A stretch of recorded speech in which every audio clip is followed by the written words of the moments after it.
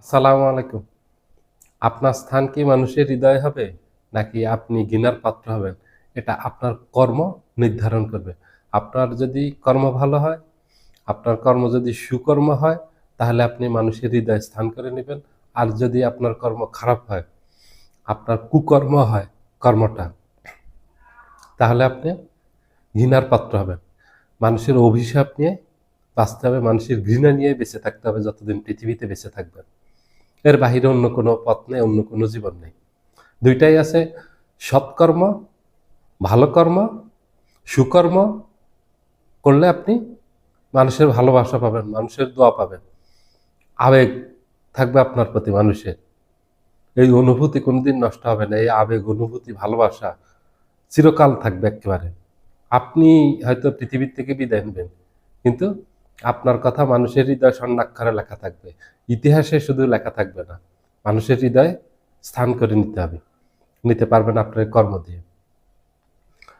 এই কথাগুলো এই জন্য বললাম, বেগম খালেদা জিয়ার আজকে স্মরণ সভা যাচ্ছে, সেখানে অনেকেই গেছেন, অনেকেই বক্তব্য রেখেছেন, দেশের বিশিষ্টজনরা বক্তব্য রেখেছেন, সরকারের অনেক উপদেষ্টা গেছেন সেখানে।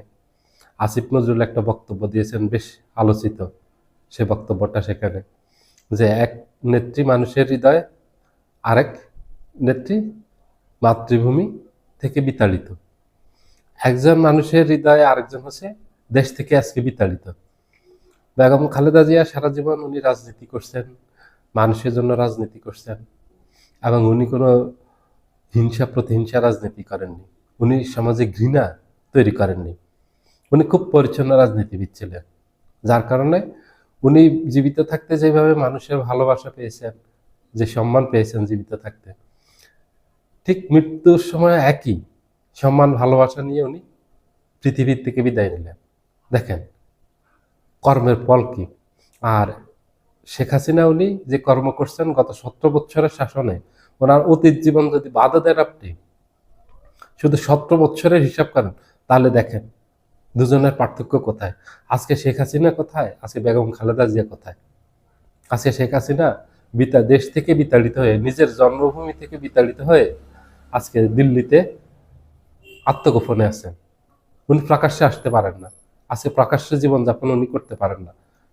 উনি আজকে যে জীবনযাপন করেন, এটার থেকে বন্দী জীবন অনেক ভালো।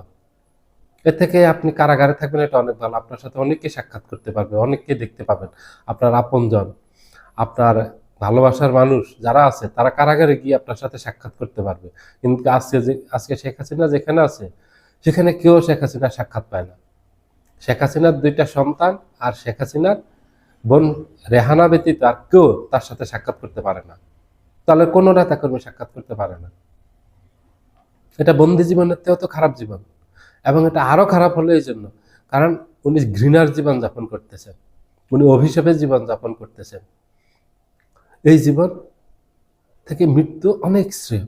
আপনার জীবন যদি মানুষ আপনাকে ঘৃণা করে এবং অভিশাপ দেয়, এটা যদি আপনার জীবনে আপনি পান, আপনার অনুভূতিটা কেমন হবে? যে সব মানুষ, আপনি সমাজে বেরিয়েছেন, সব আপনার থেকে মুখ ফিরিয়ে নিচ্ছে, তখন আপনি সমাজে বসবাস করতে পারবেন? আর জীবনের প্রতি আপনার কোনো আগ্রহ থাকবে, কোনো ফিলিংস থাকবে? বেঁচে থাকার আগ্রহ যেটা থাকে মানুষের, সেটা থাকবে? সেটা থাকবে না।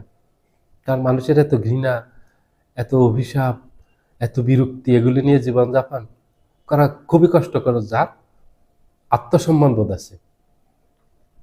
আচ্ছা, শেখ হাসিনা সেটা করতেছেন, বেগম খালেদা জিয়া ঠিক মানুষের ভালোবাসা সম্মান নিয়ে বেঁচে ছিলেন এবং বিদায় হয়েছে। শহীদ প্রেসিডেন্ট জিয়াউর রহমানেরও দেখেন একই ভাগ্য হয়েছে। উনি দেশের জন্য, স্বাধীনতার জন্য, সার্বভৌমত্বের জন্য লড়াই করছেন। উনি একজন বীর মুক্তিযোদ্ধা, দেশের জন্য লড়েছেন এবং একজন সৎ শাসক ছিলেন, জনগণের কল্যাণে কাজ করছেন, মঙ্গলে কাজ করছেন। ঠিক জীবদ্দশায় যে সম্মান পেয়েছেন, ওনার মৃত্যুকালেও একই সম্মান নিয়ে উনি দুনিয়ার থেকে বিদায় নিয়েছেন। ইতিহাসের রেকর্ড, বাংলাদেশের ইতিহাসের রেকর্ড, ওনার জানা যায় যত মানুষ হয়েছে। আমি শুনেছি ওনার মৃত্যুর কয়েক মাস পরও মানুষ ওনার কবরের পাশে গিয়ে কাঁদত এবং কবর জিয়ারত করত। এটা দেশের বিভিন্ন প্রান্ত থেকে আসত। তখন আপনি যদি পঞ্চগড় থেকে ঢাকায় আসতেন, আপনার 2 থেকে 3 দিন সময় লাগতো। আমাদের যোগাযোগ ব্যবস্থা এত ভালো ছিল না। অজপাড়া গায়ের মানুষ আসতো, এসে এই 3 দিন 4 দিন 5 দিন 1 সপ্তাহ কষ্ট করে শুধু ওনার কবরটা দেখতে আসতো আর দোয়া করতে আসতো। কত ভালোবাসতো বুঝেন। এই কর্মটা আমরা সবাই পেতাম, এই ভালোবাসাটা আমরা সবাই পাবো যারা ঠিক শহীদ প্রেসিডেন্ট জিয়াউর রহমানের মতো দেশকে ভালোবাসবো, দেশের কল্যাণে কাজ করব, জনগণের কল্যাণে কাজ করব। ঠিক একই সম্মান একই ভালোবাসা আপনারাও পাবেন যারাই এই কাজগুলি করবেন। যারা দেশের পক্ষে থাকবেন, স্বাধীনতার পক্ষে থাকবেন, সার্বভৌমত্বের পক্ষে থাকবেন, জনগণের মন বুঝে রাজনীতি করার চেষ্টা করবেন, জনগণের চাওয়াকে প্রাধান্য দিবেন, তারা এই বিরল সম্মানটার অধিকারী হবেন।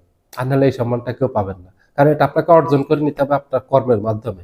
এটা আপনাকে কেউ এমনি এমনিতে দিবে না, কেউ আমাকে এমনি এমনিতে কোনো সম্মান দিবে না যদি আমার কর্ম ভালো না হয়।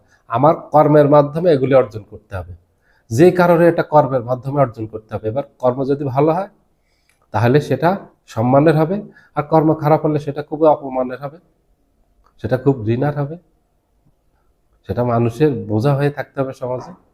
সবাই ভালো থাকবেন, আল্লাহ হাফেজ।